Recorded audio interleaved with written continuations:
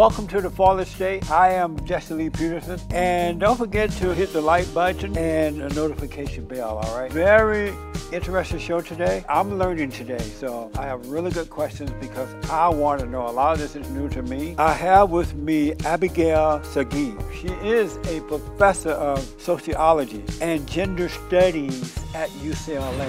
Thank you so much for coming in. Thanks so much for having me. It's a pleasure to be here. You have a brand new book, and we'll get to that. But I first wanted to ask you about the book, What's Wrong with Fat? Yes, that was my second book. What's Wrong with Fat? It's the second one. So this is the third one. That's the third book. That's amazing. You're a busy lady. I try to keep myself out of trouble. That's amazing. But first, explain to us what exactly is sociology. What do you do? And gender studies. Gender studies. What are those two things? Oh, big questions. Good questions. Yeah. So sociology is the study of collective behavior. Whenever you have more than one person in a room, you've got sociology happening. Sociologists study all kinds of things. We study politics, we study families, study social movements, and sociologists believe that they don't take an individual person as kind of the starting point or the unit of analysis. They take many people together, collections of people. We sociologists actually believe that individuals emerge from or created or are a product of social groups. You know, human beings never live alone. They can't survive. A human child could not learn to walk, to read, to talk alone.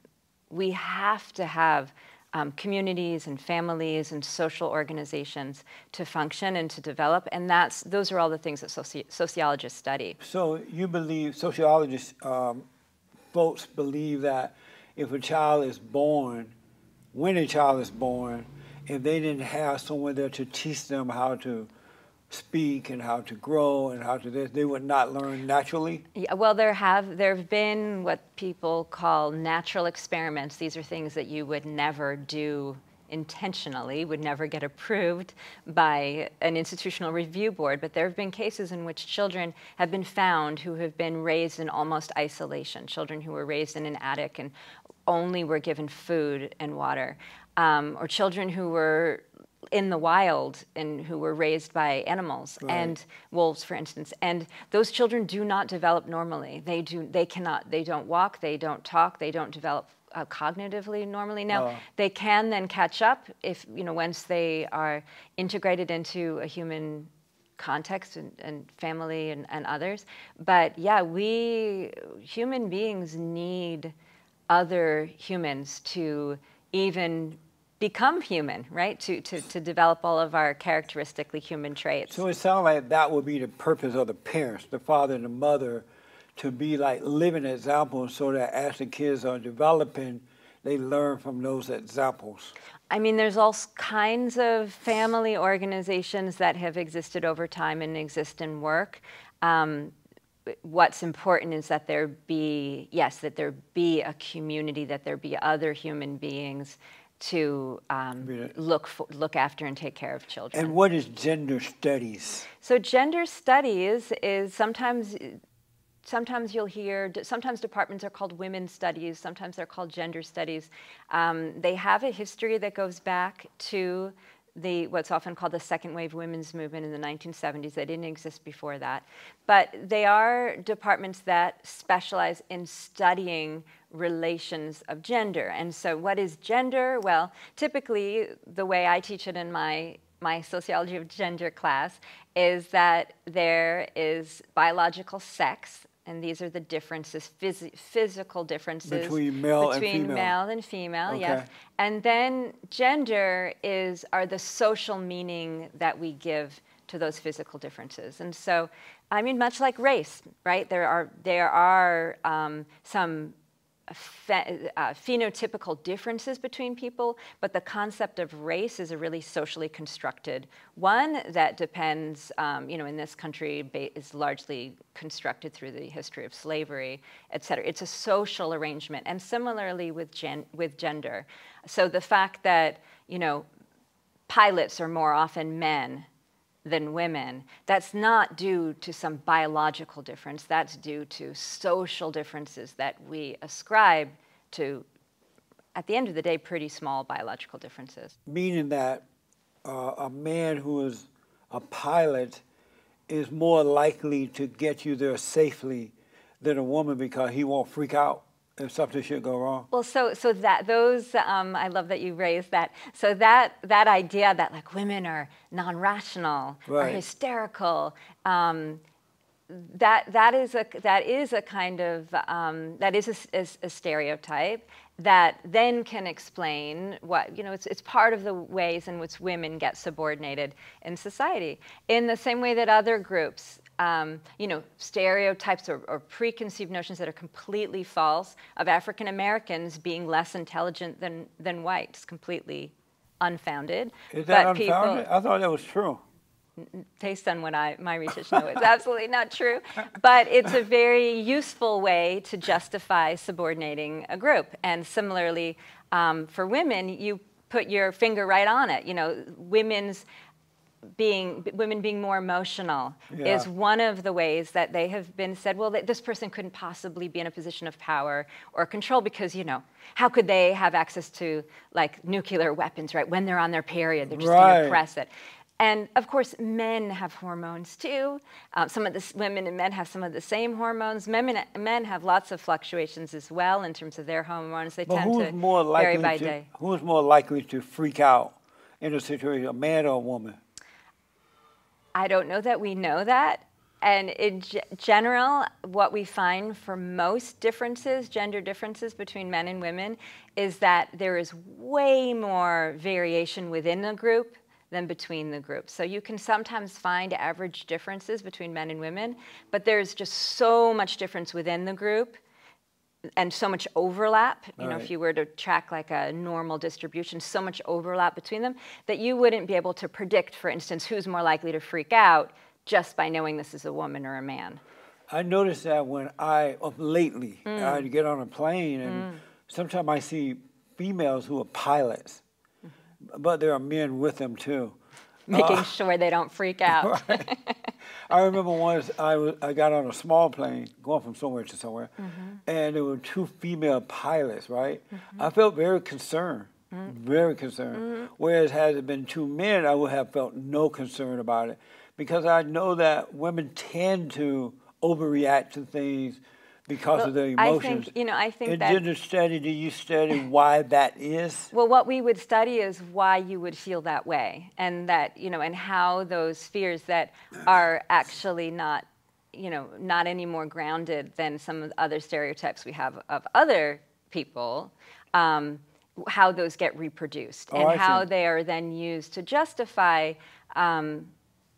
pushing women into jobs that are less well-paid and have less autonomy and less authority, justifying that men move. And it's not just men and women as well. I mean, these things are always working intersectionally. So it's the white men who are more likely to be the pilots and the surgeons and the CEOs, and women of all races and men of color who tend to be moved into, tend to be have a harder time in those more powerful positions. And so we, in sociology of gender today, and it hasn't always been the case, black feminists have accused, very rightly so, a lot of feminist authors and gender studies authors for not sufficiently taking into account race. And so I think the best work happening now in gender studies is intersectional, and it's looking not just at how men and women are treated differently, but that knowing that you're never being treated or viewed as just a woman or just as man.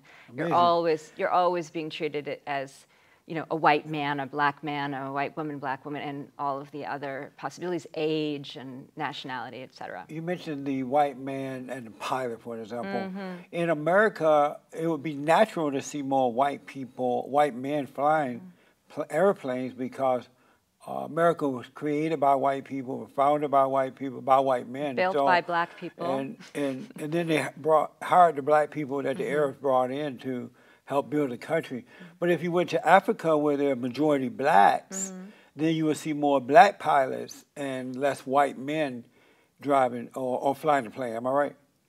Because of the population. Well, it's the population, and it's also systems of inequality that are not just historical, but get reproduced every day and are very contemporary. But you do agree that the population has something to do with it too. If there are more white people or black people in Africa, naturally you're going to see more so there's not of many, that race. There are not many Jewish people. 1% of the population. I think Jews are only about 1% of the U.S. population too. And yet you see them nonetheless in positions of authority, et cetera, they've moved into. So I don't think it's simply, and of course there's lots of anti-Semitism and discrimination, but you know, they've nonetheless moved into those positions. So I don't think it's just about percentages. I think there have been, you know, systems of discrimination that continue today that are very powerful, that really disadvantage. This is now, we're moving a little bit out of my area of study because I am not a race scholar. But I just want, because I'm trying to understand it, but you do consider the population too, right? That if there are more, well, I mean, if you go to Israel, of course you're going to have more Jewish pilots because there are more Jews. There's also a lot of there's also a lot of discrimination and oppression of Palestinians in Israel, so that's part of it too. But no, I mean, just go back to women. Women are over half of the population, and yet we're not half of the pilots. We're not half of the doctors. We're not half of the surgeons. We're more than half of the nurses. We're more than half of you know, a lot of other professions, social work. We're you know, women are very underrepresented also in the trades, you know, construction. But that's because they got a late start. You know, it's been a while, so I think, anyway, these are the kinds of things we would explore in a class in sociology of gender. These are exactly the kinds of things. Why is it that we see these patterns in which different races, ethnicities are not evenly or randomly distributed in terms of profession? But life doesn't work like that. Nothing is evenly distributed. Distributed. And so sociologists, they try to figure out the patterns. Oh, I see. And one of the things they try to, part of what they try to figure out, particularly when you're moving into something like sociologists of gender, sociologists of race, is they're trying to understand what are the social factors, because again, that's what we specialize in, right? Sociologists don't study genetics, we don't study evolution, we study social processes. Okay. So what are the social processes that maintain and reproduce inequalities? And that's, you know, these are one of the things that we do study, and these are, you know, kind of the big context in which I've been doing my research. Before I get to your new book, I want to ask you about fatness. Sure. Right? And what is your opinion on fatness? What do you think about it? So because I noticed that people are trying to push fatness like it's a nice thing, right?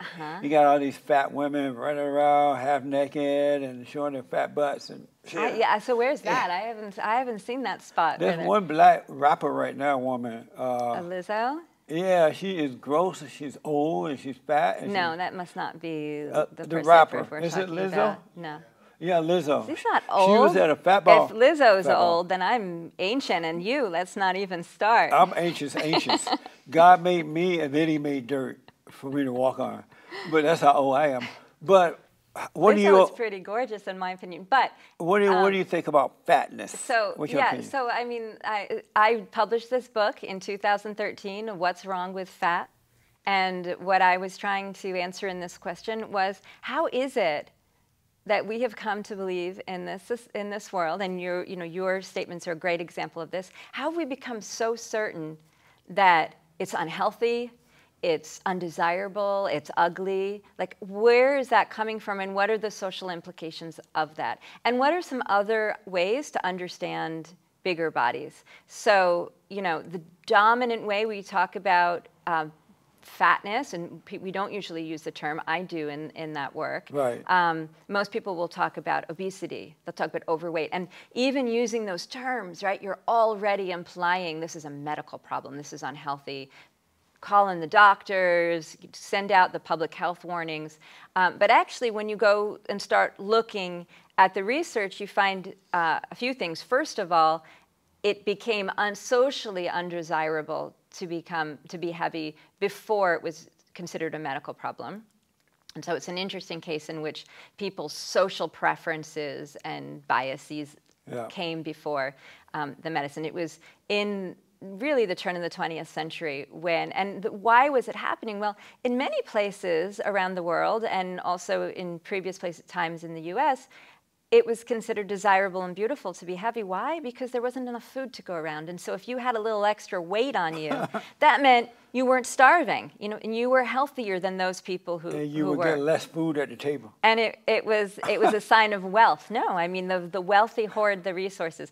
And, but then this starts to shift in the early 20th century. And as it does, and as being heavy is no longer a sign of wealth, it also becomes no longer socially desirable.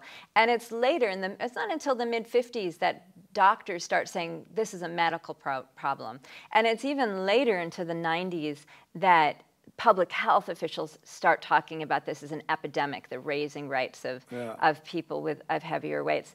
So you don't believe that fatness can be a health problem? So that's not my argument. I think that in some cases, higher weight is associated with increased blood risk. pressure and all kinds of stuff. But it's association, and you know, in science we say always be careful. And association does not necessarily mean causation. Association and causation are not the same thing.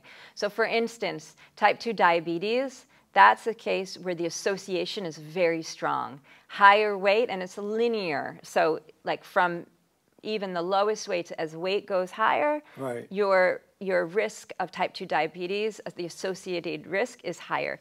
But we don't really know the causation. It might be that higher weight causes type 2 diabetes, but it might also be that insulin resistance, which is related to type 2 diabetes, causes weight gain, or that some third factor, like bad diet, lack of exercise, causes both. So let me ask, I'm black and I'm slow, so I may ask in a weird way.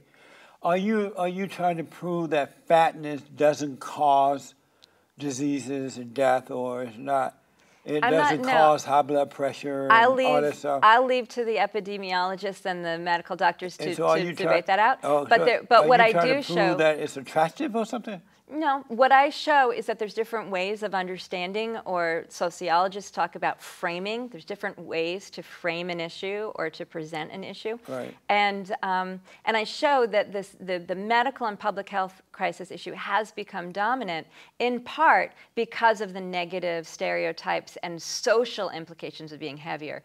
In part because today in the US and in other wealthy nations, those who are heavier also tend to be poorer, tend to be people of color, and the elites are the ones who tend to be thinner, and that's also a way that they can distinguish themselves from others. And it's because they eat better, the ones that with the money, as opposed to one that doesn't. You know, there's lots of reasons that explain why the wealthier are thinner. Yes, part of it is that they have access to, you know, the fruits and vegetables, et cetera. They have access to gyms. They have more time. They're not working 3 jobs. Right. Being poor and working multiple jobs is very stressful. That stress causes cortisol levels to increase, which leads to weight gain. Being discriminated against also raises stress and cortisol level, which causes more weight gain. And in fact, one of the things I show in the book is all of this anti-fat bias that we heap on people because they're heavier, and we tell them you're ugly and you shouldn't, and you shouldn't be going out. Like that actually has been shown to make people heavier, not thinner. And they're also less likely to get to the doctor. And when they do get to the doctor, they're less likely to get adequate medical care because the doctors share these biases and they look at heavier people. And I've heard this especially from women. They go to the doctor, they have a sore throat, they have a sore knee, and the doctor says, well, you know why you're experiencing this. It doesn't matter what it is. You know why. It's because of your weight. Go lose some weight and come back. So should fat people hold on to the fat, or should they get rid of it? Believe me, anyone who's fat, if you have a conversation with anyone who is fat, ask them about, I mean, maybe you don't want to ask them. I'll just tell you, they've tried. And typically, they've been on more diets than you or I have been on. And they do lose weight short term. But you know what happens for about 90% of people who lose weight on a diet? They get it back. They gain back and then some. And so telling them to lose weight or telling them that they're not okay the way they are. So what should you tell them, that they are okay, or I think you just, or you should be like, you know what? I don't mean any harm, but you should get rid of that fat. Well, you know, I don't think that's going to be very helpful because they've already tried. But can't you be nice about the way you say it? I think you try. I mean, my philosophy in life is try to be nice to everybody. Kindness. I think that's a really great thing. Would you want to be fat, you personally? Would I want to be fat? Would I want to take on discrimination and be mistreated in society? No. So you're saying that being fat, people are discriminated against them, right? There's a lot of discrimination. And that put on stress for the fat person, and they get fatter. There's a lot of evidence that that is what happens. So now that white people, especially white men, are being discriminated against, should we expect to see a lot of fat white men? Fat white men are being discriminated against, really? Should we be able to see a lot of fat white men? So what is fat phobia? What is that? So, you know, this actually starts to link into my new book a little bit. Yeah. Come out, whoever you are. Right. Because this term fat phobia is borrowed from, it's inspired by another word. Can you guess what term? Fat phobia. There's another kind of phobia we talk about a lot. White supremacists. White supremacy is a real problem, but a word that has phobia in it. White phobia. Homophobia. Oh, that's where fat phobia came from? I believe so. Oh, okay. Yeah. And one of the things that I found really surprising when I started doing research at the Fat Acceptance Movement in the year 2000. Can you believe that? Yeah, I went to the National Association to Advance Fat Acceptance, was holding a conference in Cherry Hill, New Jersey in the summer of 2000. I happened at the time to have my stomach out to here because I was pregnant. I was like 7 months pregnant. And I thought maybe that would help me blend in. Right. That was completely silly because people can tell the difference between fat and pregnant. Yeah. But I was a little nervous going there, you know, as a thinner woman. Would I be welcome? Would I be able to talk to people? People were incredibly welcoming and very happy to talk about their experiences. And I was very surprised when I started asking people, how did you get involved in the Fat Acceptance Movement? People said to me, let me tell you about when I came out as fat.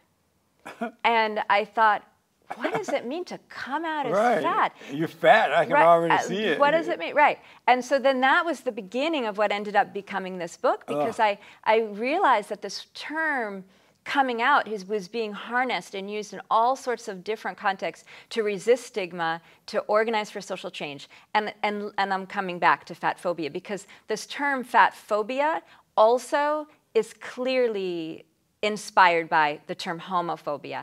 And in both talking about coming out as fat and talking about homophobia, the Fat Acceptance Movement has really taken inspiration from the gay rights movement and the LGBTQ plus movement, and has, you know, by using the similar terminology, is saying, you know, this is like, being fat is like being gay. We're discriminated against, but also, you know, you've been asking me questions that kind of assume like it's a choice. Would I want to be fat? Why do people, can you tell people not? But there's actually, and this is not my research, but there are geneticists who have shown that body size is just as determined by genetics as is height. And you know, we know if you don't get proper nutrition, you won't grow to your full potential in terms of height. Likewise with weight, what's available and how much food is available will affect, but there is a strong genetic component. So fat phobia means to fear fat people? It's a term that's used, as with homophobia, to convey fear, but also hatred as well of fat But mostly people. To fear fat people, The term phobia, but I think that actually in common parlance, when people use homophobia and they use fat phobia, they're talking as much about hatred and bigotry as they are about the fear itself. So are human beings taught fat phobia, or just something that we naturally develop? Is to not like fat people, you know, not like a person that's fat. Yeah, so I would never date a fat woman, right? So does You that would mean, never date a fat woman, as right. I said. Mm-hmm. Does that mean that I'm fat phobia, or just I'm not attracted to that? So it can be a mix of both. I think that in getting back to your issue Are we taught that? of what we're taught, you know, this is getting back to your very first question in terms of what's sociology. So one of the things that sociologists look for when we're trying to figure out, is this socially produced or does it have other origins in genes or in evolution, is we look for variation. And you can definitely, I mean, actually, in most places over history and still today in the world, it's not the just talking, you know, viewing from maybe a heteronormative frame for a second. The women who are considered desirable are not the skinny ones; they're the heavy ones. In what world is that? Most places. Like most where? Places over society. Well, in like over across the sea. Today, many places across a lot of places where food is not so abundant as it is today in the U.S.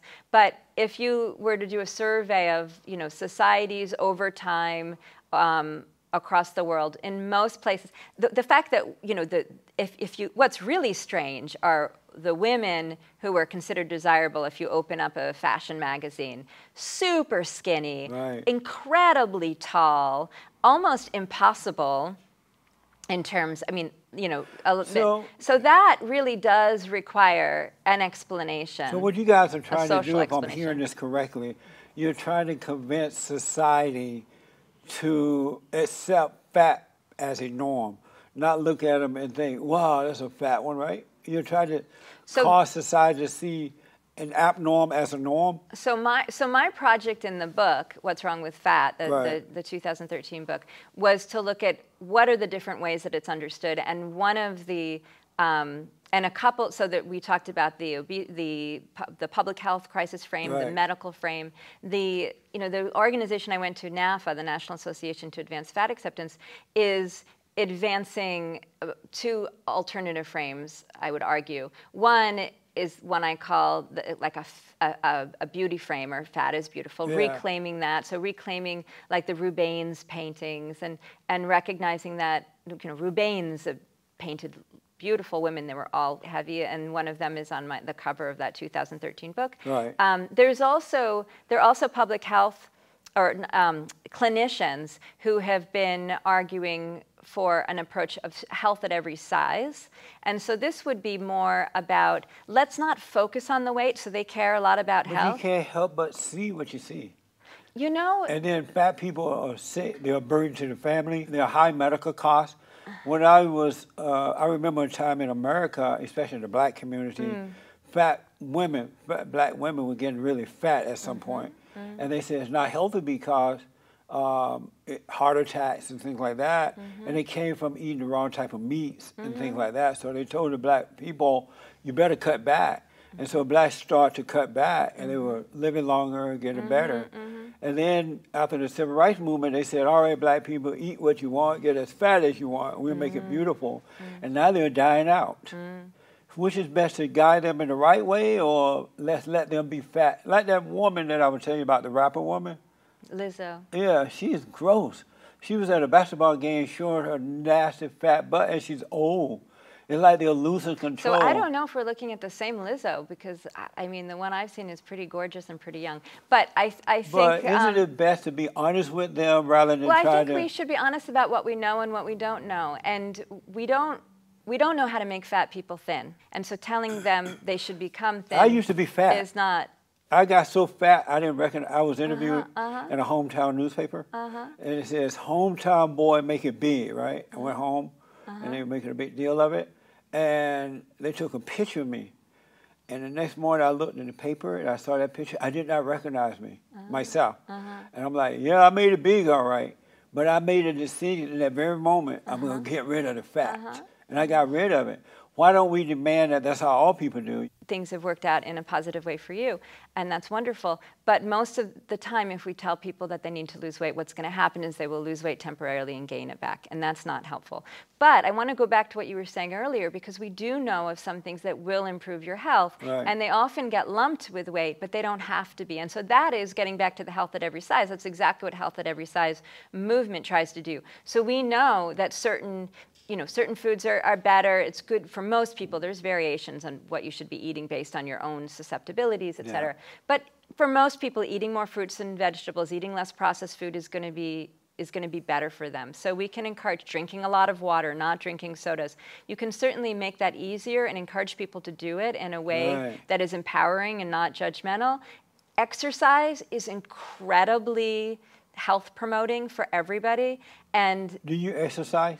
I exercise a lot. And are you careful with what you eat? I do. Right I on. am. Yeah. And so look how you look. But suppose you were sitting there picking out on everything, you'll take up that whole seat. Well, what I was going to say earlier is that there are a lot of people who can eat well, exercise, do everything right, and they're still going to be fat. Now, all of their panels are going to be great. The exercise and the eating well is going to have excellent impact on their blood pressure, on their cholesterol levels, on they're going to be in great health.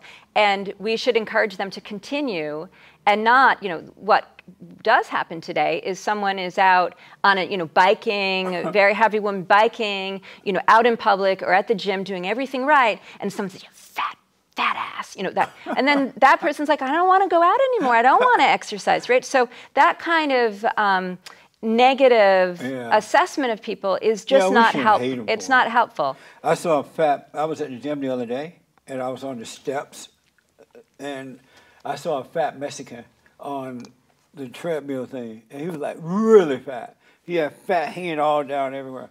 And I was thinking, I wonder how you get that fat. And I wanted to ask him, is that judgmental? Well, it's making a judgment. But not judgmental, right?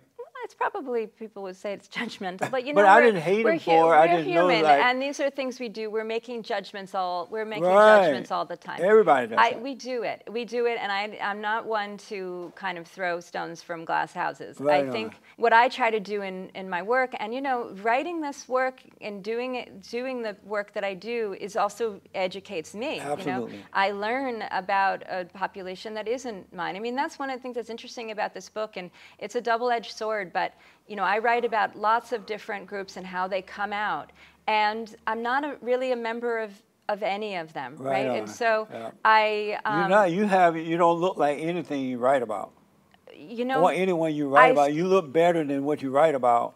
And so I'm wondering, why don't you offer what you're doing rather than trying to encourage them to accept it? I'm not a self-help writer, and I'm not writing. What I'm trying to do is I'm trying to understand, as a sociologist, how the world works and how we reproduce systems of inequality, but also how people are able to gain control and resist and find freedom and liberation.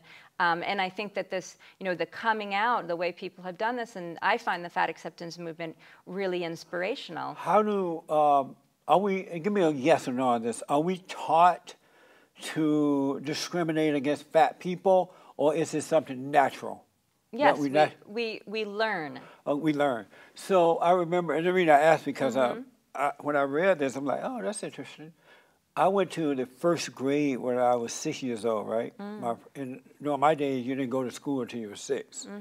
And in that classroom was a fat girl, black girl, that tried to like me. And she was trying to really hit on me. And I'm like, oh, get away, you fat pig. I don't like fat girls. Was I taught that? Because I had never heard that there was anything wrong with being fat or not being wrong, wrong with it. But I knew I didn't like fat girls. It just didn't look right. Was I taught that, or did I naturally know that I didn't like fat? I probably have to, go back in time and talk to you and I had never heard any discrimination. But I think, and she was trying to she was going from guy to try to get a boyfriend in the first grade. Yeah. Well, so there might have been other things about her that you didn't like, as well as it was mostly the fat. Yeah. Because she was kind of cute. How fat girls are kind of cute, but... Well, I mean, a lot of people do, like heavier, fat girls, etc. Right, I see it more now. But I mean, if you look in terms of what images are we shown, even if you hadn't been to school, maybe you would have seen TV. No, we didn't have TVs yet. I grew up before they even invented TV. Yeah, and what about the people in your... Let me tell you why that was that way. When I was growing up, I grew up on a plantation in Alabama, and during that time, black people were not fat for the most part. They had great bodies, the men and the women. And so I wasn't accustomed to seeing fat people. So it was different. Yeah. And they lived longer, they were healthier, didn't have all that anger and stuff going on. And so they looked better. They well, certainly, better. I hope we're not going to argue that the plantation is a healthy way to live, right? Oh, yes, it is. You know why? Why? Because we plant all our food for the most part. We ate right from the earth rather than going to the stores and all that.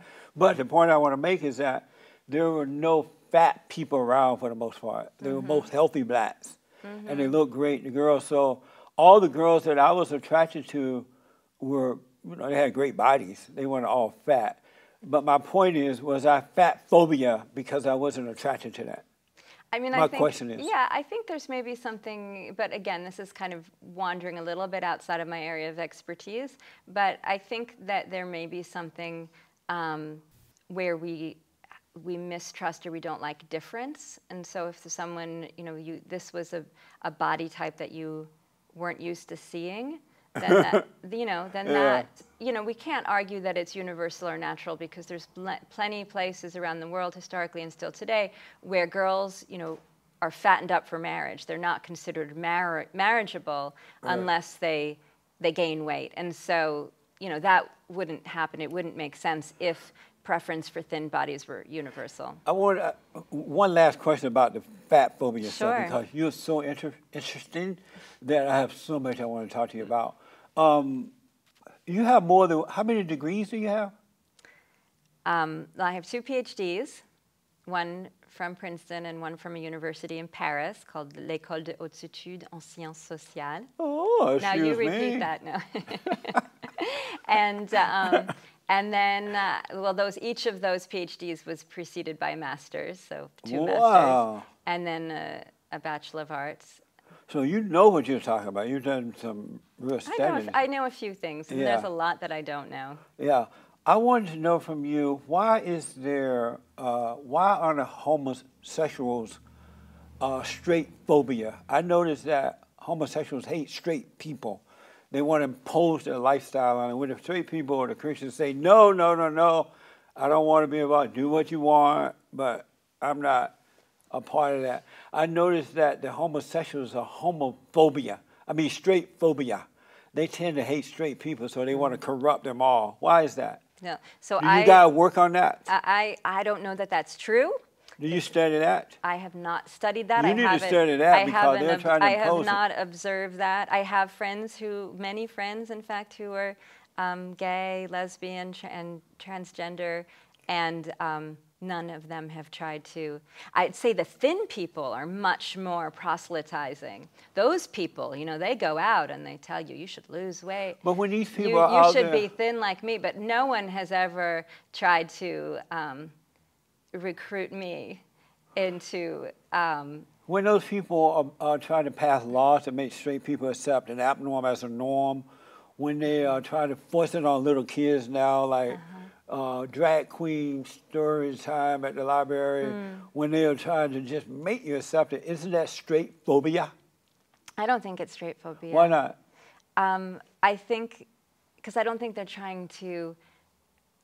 I give a different perception of what they're trying to do. But what are they trying to do if they're not trying to force you to accept? It's like they're afraid of straight people. People who are trying to pass laws that say black people should have equal rights. But being black and being a homosexuality is it's not about civil rights, it's not about family, it's not about love, it's about sex. And so the homosexuals are trying to make the straight people accept that. My question to you, I think that's the question. Is it straight phobia? Yeah, so I think that is the question about this is what I do try to address in my book. So the book I know, that's what I asked. I have it here. That book, but also the earlier one. I mean, in general, in my work, I'm really interested in what is this a question of? What is the right question to ask here? How do we understand this issue? And so you're saying that it's about sex, but the whole LGBTQ rights movement is saying it is about civil rights. It is but it's about... not, though. They lie.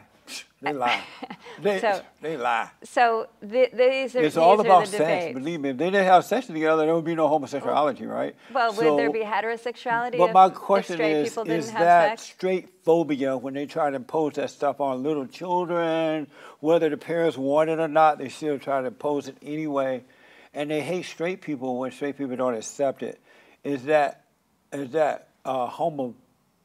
straight phobia from the homosexual? I think it's different when you are asking to be treated with equal rights and human dignity than when you're saying, I think that is a different argument than saying that other people should not be treated as equals. But I'm asking you though, when nowadays they're trying to impose it on, because at first, if you remember, they said, oh, we want to come out the closet. We just want to come out the closet. Let us out, let us out.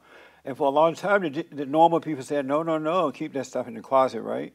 And right, so, people, gay, so, I mean, the so McCarthy finally, era in the 1950s, gay so finally they said, people okay, weren't y'all allowed to can have come jobs. on out of the closet.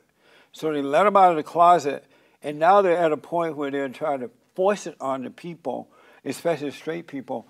And if the straight people say no to it, then they pass laws that say, no, you're going to accept it, you're going to accept it. Is that straight phobia? It sounds like you're really worried about what's happening. No, right I'm asking now. you, is that straight? You're the expert. I'm asking, is that straight phobia? I've never heard of the term straight phobia, but I'm interested. Will you study that for me? No. Why not? I have so much on my plate. I've got a whole. Put this one last piece on your plate. No, but I'm really interested in what it is that you are afraid of. Like, what is going to happen? What are they going to force you to do? Well, that you don't I'm not do? afraid of anything. My concern is because the straight phobia thing is happening now, that they're just going to corrupt everybody, the little kids and everyone else. What'll happen to the little kids? Everybody be homosexuals and lesbians. Do you think that is likely? No, but I want you to study straight phobia and let me know what that is, all right? Do you think, though, that it's likely that everyone's going to become gay if we reduce the stigma against gay people? Yep. Oh, yes. Everyone. Because that's what happened when we let them out of the closet. Every straight person has a gay person inside trying to get out. We have some radical homosexuals that are trying to force that upon it. But, they're numb. But first of all, even if it were true, which I don't believe it was true, but even if we imagine that there were a band of people I noticed that you're not answering my question about straight phobia. I can't answer your question because it's framed in a way that I can't. Why not? Because it doesn't. You it's a have question all that doesn't these make degrees sense and to you me. can't answer. You did all the studies but straight phobia, right? I can't answer a question about something that I haven't seen. Will you it's study like it? if you ask me about the Have Green you seen Martians. Drag Queen reading time at the library? You ever seen that? I have. Is that straight phobia or not? No, I don't think it is. Well, why are they trying to impose that on? They have a fat man in a dress, nasty dress, trying to impose that on little children. Is that straight phobia or not? Well, the way I understand that is it's an effort to share different kinds of diversity with children. Now, the parents But nobody can wants decide, that stuff. well, if they don't want it, then they won't go, and there'll be no one sitting at the drag queen story time. That makes sense. I want to ask you about sexual harassment. You write a lot about that. I wrote a whole book on that. Yeah. Sexual harassment. That was Me my Too. first book. Yeah, I studied you. So you studied me. I read your books. You read up on me. I love it. Yeah. How do you find sexual harassment? How do you define that? So I don't tend to define things in my work. I like to ask, how have other people defined things? How do other people understand it? And then why? So my first book was called What is Sexual Harassment? Right. The second book is What's Wrong with Fat? And then I have a colleague who told me you can't have any more questions in your titles. That's right. So that's it. Well, at least you make people think, what is that really? What is it? Yes, And so this was actually the same, this study began as my doctoral dissertation. Right. And so I compared the United States and France, and I noticed that they had very different ways of defining sexual harassment in their laws, and that those laws then had implications for how everyday people on the street and in companies, et cetera, understood what sexual harassment was. And so that was my contribution. It wasn't for me. There are legal definitions, and those legal definitions are different across different countries. There's corporate definitions and different corporations that are going to differ. So there's multiple ways that we can define this issue. Is there one primary definition for sexual harassment? Well, I know they have all other little definitions, but is there one primary definition? So the United States, only the United States, not other countries, has a definition that was originally developed in the EEOC guidelines, the Equal Opportunity, EEOC, Equal Employment Opportunity Commission guidelines. That's the same administration it was the administration that enforces Title VII of the Civil Rights Act of 1964, which makes it illegal to discriminate on the basis of race, and other things as well as sex. And so the EEOC guidelines have defined two different kinds of sexual harassment. First of all, in the United States, unlike, for instance, in France, sexual harassment is a subset of sex discrimination. And so it's a form of discrimination, and it may happen because of, there's two kinds. There's quid pro quo, in which you say to an employee... Do me a kind of favor, because I'm black and I'm slow and I'm trying to figure it all out as you're speaking. Give me a normal definition for sexual harassment. What is it? Yeah, well, so there's no normal definition for sexual harassment, but an American legal definition from the EEOC guidelines would be it's a form of sex discrimination in which you make either quid pro quo, you make submitting to sexual activity a condition of employment, or behavior in the workplace is so pervasive that it in and of itself becomes so severe or pervasive that it becomes a condition of employment. It negatively affects your ability to do the job, and it is then therefore considered a form of discrimination on the basis of sex. So to break that down, is a lot of these companies have hired women to run them, right? And a lot of these women are harassing men. They discriminate against the men. They put the woman up first, or they promote the woman over the man, and they do that. So is that sexual harassment? So the overwhelming majority of people who harass others at work are men. No, that's not true. It's absolutely true. Now here I got we're proof in that's not true. Yes, what's but your let proof? me hear yours first. Go ahead. You're my guest. Well, so the studies that I have read, many studies, will show that the overwhelming majority of harassers are men. The overwhelming number of victims are women. Most of the men who are harassed by other men, although it does also sometimes happen that a woman will harass a man. And under the law, that is completely possible. The law is gender neutral. It does not say that only women can be victims and only men can be perpetrators.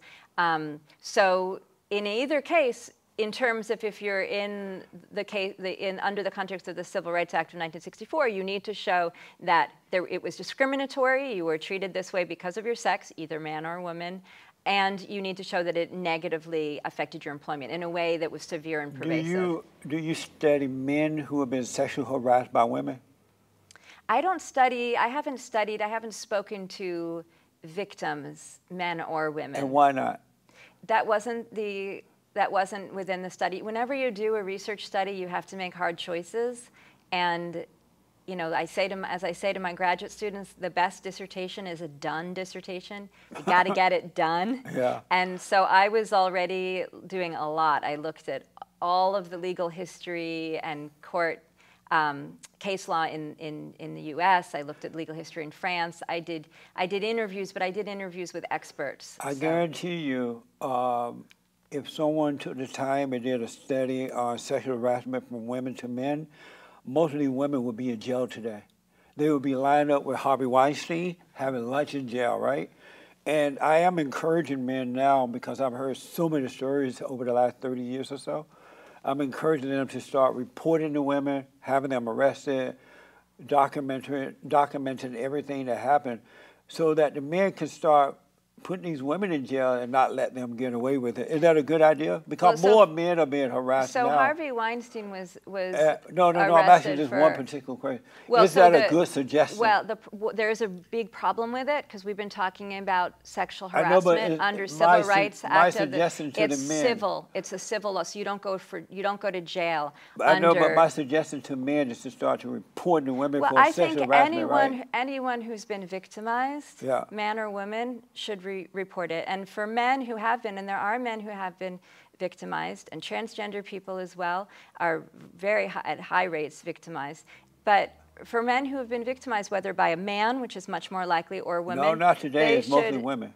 It's really mostly women. Well, I would love, maybe after we're done talking, you'll send me those studies because I have been studying this topic for 30 years. You have all the degrees. Yes, and with my degrees and the studies, I have never seen that statistic. Because they lied to you then. But you've never done a study, that's why. But other people have done studies. Let me just finish what I'm saying, that I want to give you, I want to partially agree with you to say something, which is that it is, I think there are studies that suggest that when men have been victimized, especially sexually, it is more difficult for them to come forward and to report it because of the gender stereotypes that men are supposed to be strong, they're not supposed to be victimized, that, all of this. And so there's a kind of a double stigma. It's already difficult to stigmatize. But that's not a stigma. A man is not supposed to be a beta male. You got to admit that, right? No, when a man But a man shouldn't be a beta male, right? I'm saying that social society... Should a man be a beta male? I don't deal in shoulds. No. Would you marry a beta male? That's a personal question. I'm already married, so I can't. My father used to say. Is he a beta? My father said about my husband that he's a what did he say? He's a closet alpha. That he's an alpha pretending not to be, something like that. I have to remember. I'll have to ask my mom. Oh, so he was really an alpha male, but he pretended to be a beta male with you? That he didn't come off as he comes back as more laid back than maybe he really is. Yeah. Amazing. But yeah. The Me Too movement, you heard of that, right? Wouldn't you agree with me that they've gone too far with that? It's a joke now? No, I would not agree. Why not? Why not? We have so far to go. So I mean, the truth is, it's a real problem, and a tiny, tiny proportion of victims ever come forward. And this, I was not expecting this Harvey Weinstein. I was not expecting him to be convicted. This was Me either, because it was on false allegations, right? And that wasn't why. It's because so many women who have come forward with, it's just so hard for women to win, even when they're telling the truth again and again, which is the overwhelming majority of the time. It's very rare that women. You know why that is, right? Why what is? Why sometimes women don't win when they make these accusations. You know why they don't win sometimes, right? Well, what you're gonna say, I'm sure is not what I'm gonna say. When you say, but why this is your show. No, so but you might guess. You're the expert. Why is it sometimes that women don't win those cases? Well, it's very hard to win a case in criminal court of sexual assault. Right. The whole criminal system is based and understandably so, rightfully so. We want to avoid people being wrongfully convicted, and so it's innocent beyond. You have to prove that someone is guilty beyond a reasonable doubt. Does that concern you that these women can ruin the reputation of men by false accusations? That could happen. It's Does that concern you? Of course, I wouldn't want that to happen to someone who was falsely accused. But what is much, much more common is so many more women who are victimized who never come forward. That's not true. No, it is true. No. Believe me, I'm the expert. That's why you brought me out you're the here. Expert. I'm telling you're you, the it's expert. true. You might not like to believe it, but it's You're true. the expert, but I have the common sense. So I know that's not true, right? Well, but let me tell you this. Common sense is sometimes a dangerous thing. Common sense is the only way to go. It leads you to ignore facts and to reinforce your preconceived assumptions. I know why. So be cautious about that. No, common sense the problem is people don't use common sense anymore. They use the intellect, and the intellect lacks common sense, and that's why the world going to hell in a handbasket. So why the hell am I sitting here? Do you use common sense? You don't use common sense? I do use common sense, but I'm saying preconceived notions. notions. You use common sense. Of course I use common sense. But I also like to see the facts and the studies, and I know that we can often assume things are right based on what everybody else, the kind of preconceived notions, and those are often wrong. Let me ask you this because of time. Yeah. Some of the time the women, most of the time, even though the courts are on the women's side and our ladies' side, they can accuse you, say whatever they want and get away with it. But the reason that I'm glad that a lot of these cases the women lose is because women are, but most women are, it's easy for women to lie, and they don't mind destroying you. If they get angry at you, because a lot of women, you hit on them and they go, yeah, I want to do it, let's do it, let's do it. And then as soon as you do it, they get mad because they become addicted to you, they want to control you, and then they'll falsely accuse you. And the courts are set up to believe the woman over the man, so that's why this needs to end, because a lot of these women don't mind destroying men. They'll destroy the men's children in the womb and outside the womb. We need to stop this movement before it goes too far. Don't you agree? It sounds like you've had some really painful experiences. Oh, no, I've never women. had that. I just I'm know really other sorry men. About that. I just know other men who've gone through that. But do you agree it's time to end this type of this crazy so-called women? And look at the women in the movement. Nobody want them anyway. I think they're mad because no one want them. They're like lesbians, and they're fat, they're ugly, they're short hair. Nobody want them. I think they're mad about that. Wouldn't you agree? No, I wouldn't. Sorry. I think we're talking past each other. What do you mean? I am speechless. What can I say? Why are you speechless?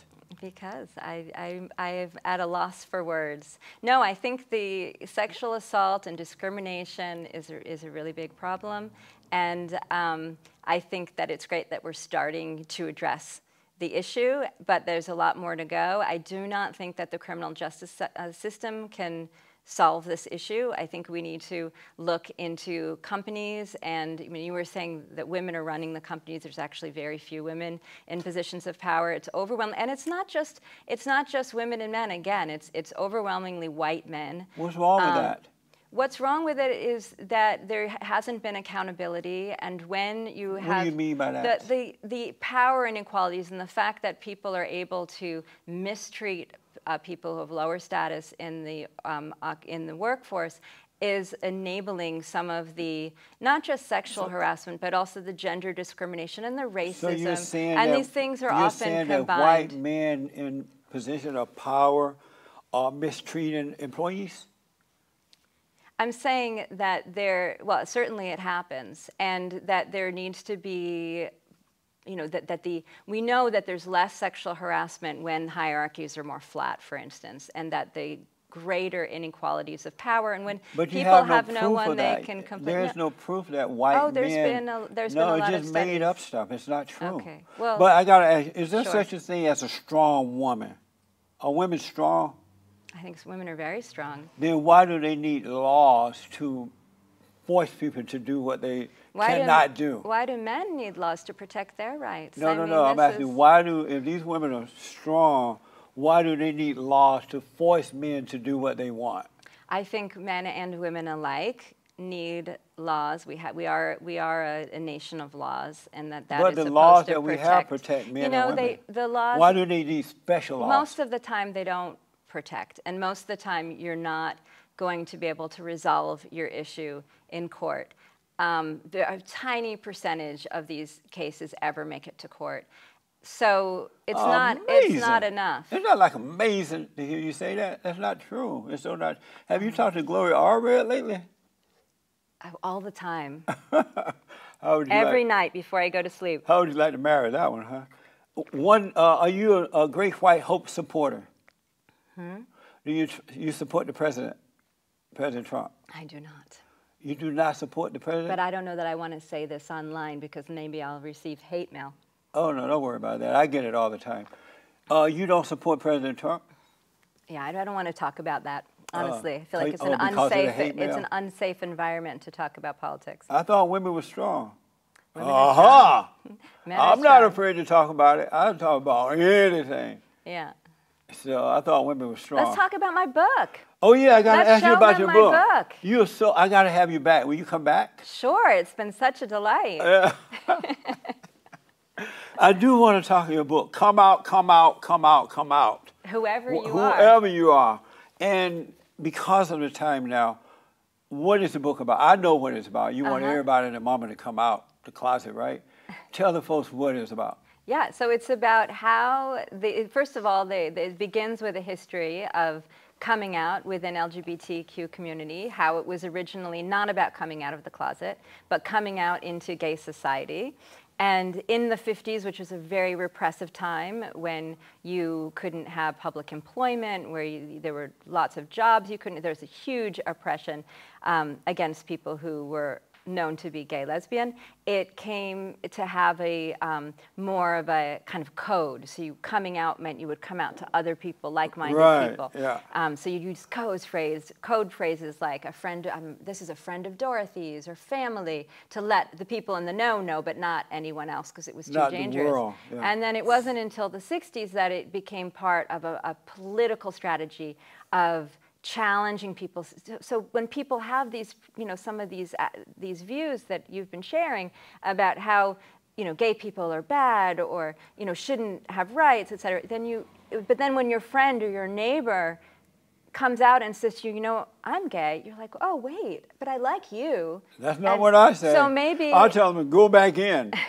But other people, sit down and shut up. Luckily, other people have been like, that makes me rethink my biases. So it tells the history of coming out within the LGBTQ community, and then it starts to talk about some of the other groups that have used it. So what does it mean to come out as fat when your body size is visible? Why are they using this term?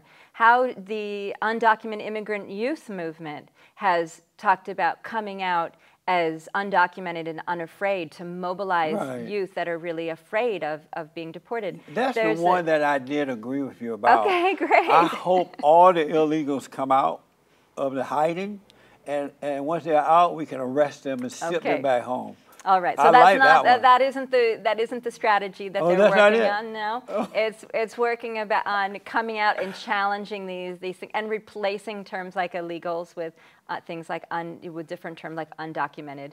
And then there is a maybe you'd like this though. There's the chapter on coming out as polygamous among Mormon fundamentalists. Maybe a group would be more simpatico for you. One woman is enough, believe me. So that's an interesting one, because this is a conservative, homophobic group, and yet they're talking about coming out using a language that's very associated with gay rights. And then the last chapters we've just been discussing is on the Me Too movement and the politics of coming out, but also of outing, which we've touched on in there. So that's what the book's about. I recommend people read your book. I really do, because I get the impression that you want everything that's wrong to come out. Out of the closet, right? That would be maybe your perspective. What I think is that we all, none of us are, Irving Goffman coined the term stigma to talk about an unwanted difference. And he used the term normal, which you've also used, to talk about people who were without stigma. And Goffman said none of us are normal.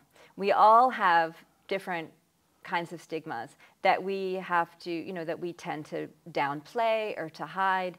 And so coming out is also about revealing to ourselves and others the person who we are. And this can be sometimes about coming into our more authentic self, and sometimes about challenging negative stereotypes so that we can bring about a more just and fair and equal world where everybody can be free. Do you suggest that straight white men come out and start being afraid of being called white supremacists and all that, but come out and start speaking up and defending themselves? There's certainly. Do you suggest that? I don't suggest that, because that I see white supremacy. So this is what we were talking about earlier. White supremacy is a philosophy of hatred and of keeping other people down. It's not real. It's a lie. And so it's like the white phobia people. You know how the people, they hate the white people, and especially white straight men. Those are white phobia people. They're pretending that there's white supremacists, and they have intimidated white people to hide in a closet. should they come out. Do you really believe that as a black man? 100%. Really? How do you square that? I can see that it's all made up lie to control a certain segment of the population to gain something from them, to put them in fear. Should those white straight people come out and not be afraid of white phobia anymore? Well, they certainly have come out, whether they should or they should not. I talk in the conclusion about white supremacists coming out of the woodwork, which I really... And that's a good thing, right? No, I'm not celebrating it. I think it's an interesting analogy, though, coming out of the woodwork. It's so interesting how this term coming out has moved from coming out into society, which was borrowing from debutante balls, high society, coming out of closets, small kind of domestic space. The undocumented youth movement talks about coming out of shadows, which is a different way to pair the metaphor. And this was actually a journalist talking about white supremacists coming out of the woodwork. And I think it's a really interesting analogy in that, what comes out of woodwork? Vermin comes out of woodwork. So like the illegal alien and the homosexuals and the lesbians and the LBG, they're like vermins coming out. Well, so I was suggesting, it was used in terms of talking about white supremacists.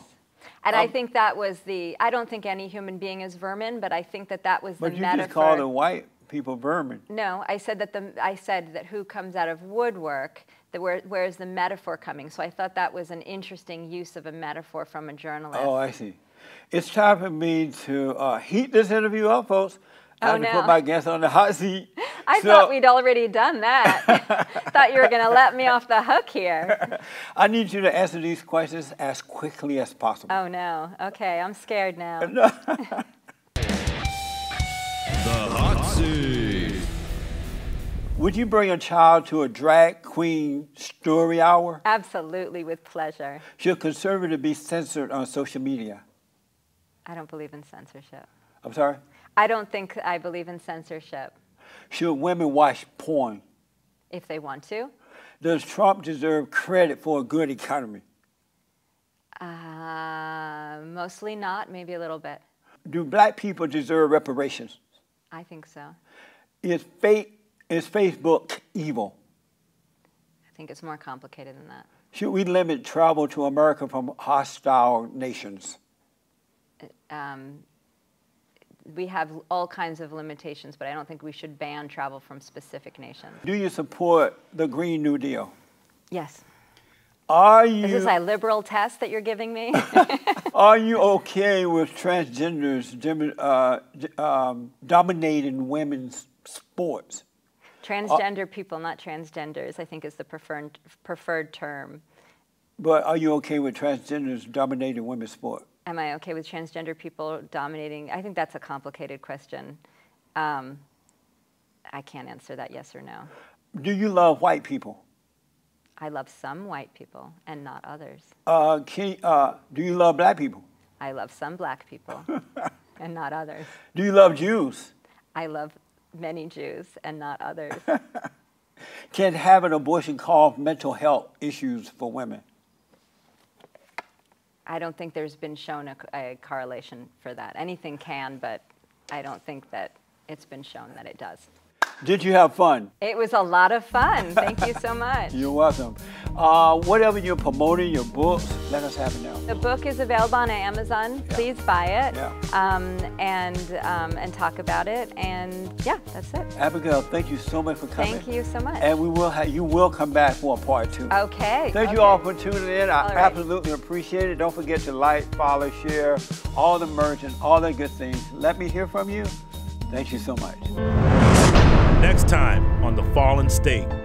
Injuries have been a big part of my career. I've had ACL replace my left knee, ACL replace my right knee, 50% of my meniscus taken on my right knee. I've had L4-5, S1 fused on my lower back. I've had T3, T2, T2, T1, T1, C7 disc replacement. I've had C7, C6 fused. I've had C6, C5 disc replacement and C5, C4 fused, and a reattached retina on my left eye. I think it just makes me more of a mentally strong person because I've gone through so much, but I'm able to bounce back.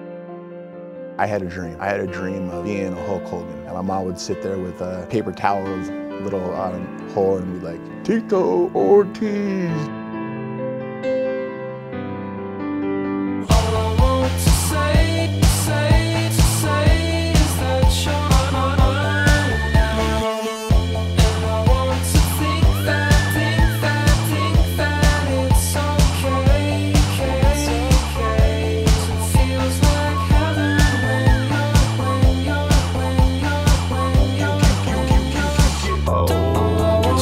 Thanks for watching The Fallen State. We need your continued support. Donate to my nonprofit here. Subscribe and like the videos here. And tell everybody and their mama about the show.